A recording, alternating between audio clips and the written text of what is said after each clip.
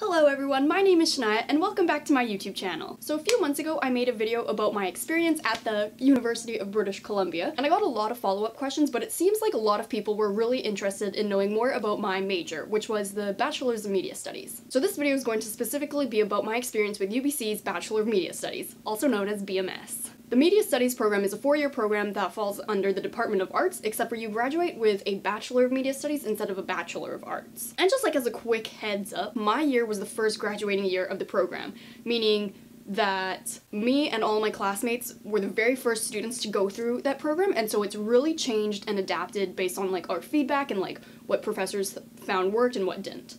So just keep that in mind. A lot of people, when I tell them that I'm a Media Studies graduate, they like don't really understand what that means, which is fair because media is such a broad program, topic, field, industry, whatever you want to call it, and the courses that I took really reflected that. We kind of touched base on a bunch of different courses. I had courses in art history, creative writing, film studies, video production, journalism. There were just so many courses. I have the program website right here on my laptop and I'll put a link to this in the description, and it has all of the courses that you take, and so I'm going to give you my personal favorite and least favorite courses that I took every year. First year, my favorite course was Film Studies 100, which was Introduction to Film Studies, and you just gotta watch a lot of cool films like dating from the 1920s all the way to, I think the 1960s was the most recent one we watched, but it's really interesting. And then my least favorite course, and I know a lot of other people in the program did not like computer science. I think they've switched which computer science you have to take, but the one that we took was like an introduction to coding,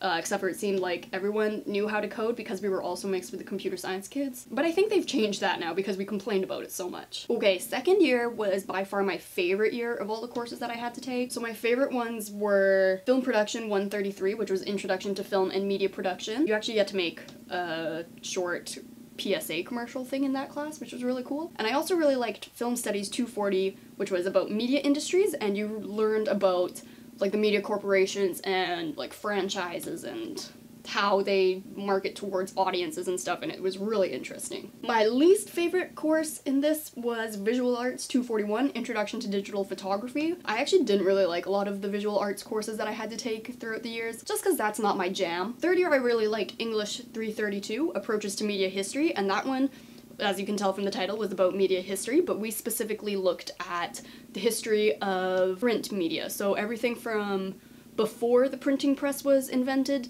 I think right up to when the printing press was invented. And we actually got to use a printing press in that class to like print a poem, I guess you call it. It was a really cool thing. Least favorite class in third year was Art History 380, Art as a Technology. Again, I don't really like art history. We just looked at a bunch of old paintings. I didn't really have a favorite course in fourth year. They were just all okay. And I didn't really have a least favorite course. Well, actually, no, I didn't like Art History 480, Visual and Digital Media Theory, because again, I just don't like art history. In terms of workload, it's kind of hard to compare it to a different program just because they're so different. Like, it cannot compare to a science course, and like other art courses, I think, were maybe more intensive. Like, it just depends on the course and I think the style of learner that you are. Personally, that I found that all of the work was pretty spread out in chunks. So you would have periods where you really had to grind, but then you'd have like little breaks after a big assignment was due where you could chill for a bit. One of the things that I really liked about most of the courses was that there was a good balance of writing essays or doing presentations as well as like more hands-on things. For example, we actually got to make our own podcast in one of our classes and got to make all these films. How to apply. So as I said in the beginning, my year was the very first year of the program, and so the application process was a little bit different back then than it is now. I applied straight out of high school with a 94% average because I was a nerd, and I applied directly to the arts department as a general student. And once UBC accepted me, I got a letter from the media studies department with a list of courses that I had to register in. And so I registered in those for my first year, and then after the first year I had to apply with a portfolio into the media studies program, and from there the media studies people would either accept you or basically tell you to find a new major. This process is completely different now because I believe you apply directly from high school into the media studies program with an external portfolio. So I think it's actually the media studies department who accepts or rejects you. I don't think you have to be accepted by UBC first, but I'm not 100% clear on that. One of the things that remained the same was that everybody that applies to the program has to apply with a portfolio. With the portfolio, you had to include a written statement and I think 3 to 5 pieces of anything you considered media. In my written statement, I wrote what media studies means to me, why I wanted to be part of the program, what I hoped to get out of the program, and how I saw the program helping me advance into my career aspirations. I feel like those were probably questions that they told you to include because I don't think there was any way I could have come up with those questions on my own. And then in my portfolio, some of the pieces that I included were an essay that I wrote for one of my classes in first year, and I think 2 short films that I had made when I was in high school. As I mentioned earlier, one of my favorite things about the media studies program is that there's only 40 people in it. You become really close and you make really good friends and have really good study buddies. But not every program in university is like that, and most of the time you have like 100 or 200 or even 300 people in your courses. But I found this really cool app called Live Campus, which basically connects you with other people who are taking the same course as you, so it's way easier to find a study buddy if you are in a course with like 300 people. All you have to do is create a profile with the app, scan the barcode of your textbook, the app will retrieve the image from Amazon and add it to your profile, and then you can connect with other students who are taking the same course or major as you, and they don't even have to go to the same university as you.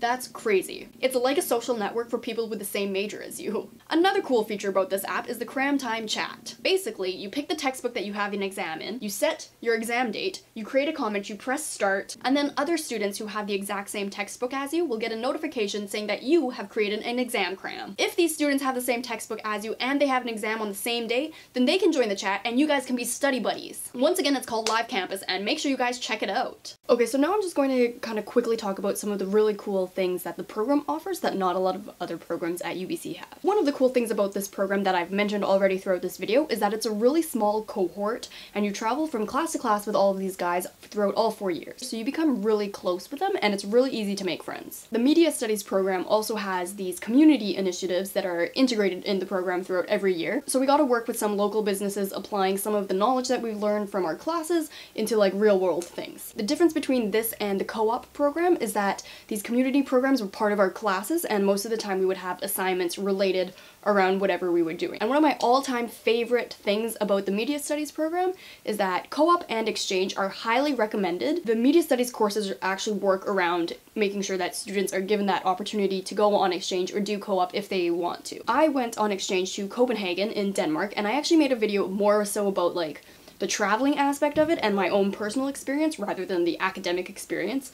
So the link for that video will be in the description bar below. Basically, for exchange, you can go anywhere in the world as long as the university in that country or city offers courses that UBC also recognizes, and so your credits will transfer over easily. Because nobody wants to do extra school if the credits don't transfer, you know? Some programs at UBC, such as the Media Studies program, have partner schools in different parts of the world where the courses that you would take there are very, very similar to what you would take back at UBC. So for media studies, I think we had 3 partner schools. One of them was the University of Copenhagen, the University of Berlin, and the University of Munich. I specifically decided to go to Copenhagen just because I've been to Germany before, and Denmark seemed like a really nice country and I didn't really know much about it, so it really had nothing to do with the courses that were being offered. That being said, those 3 schools are the schools that the department back at UBC recommends you go to if you don't really have an idea of where you want to go, but I also know a lot of people in the program who went to other places in Europe. And for the co-op program, if you don't already know, basically employers just hire current university students and give them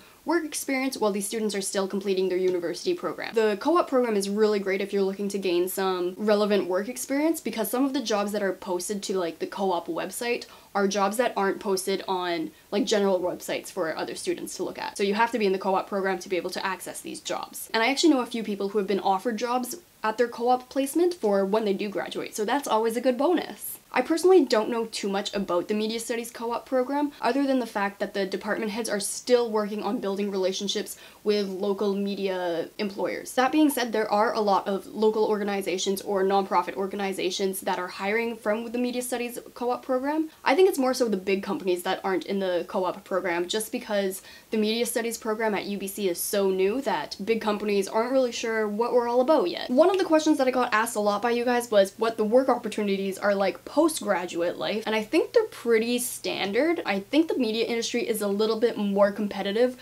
just because you can come into it from any background. That being said, I think it took me about a month to find a job after I graduated. One tip for all of you guys who are still in university is to really take advantage of gaining as much work experience in university as you can, because that will make the job application and the job hiring process so much easier for you, because you'll already have a step ahead of everyone else who is fresh out of university and has no experience at all. So again, UBC is this humongous campus that has a huge range of clubs for students. Most of these clubs have nothing to do with media, but they all kind of have media-related jobs within the clubs, such as running their social media, or even being part of their marketing team, or their design team, or whatever it is. And then there's also a few clubs that are very media oriented. So there's like a radio station club, there's a film club. Just off of the top of my head, those are all I can think of. So yeah, that's another cool way that you can gain some experience while also being part of a student club, and just being part of the UBC campus. Okay, so those are all of the tips that I have for you guys today. I hope it helped answer some of your questions.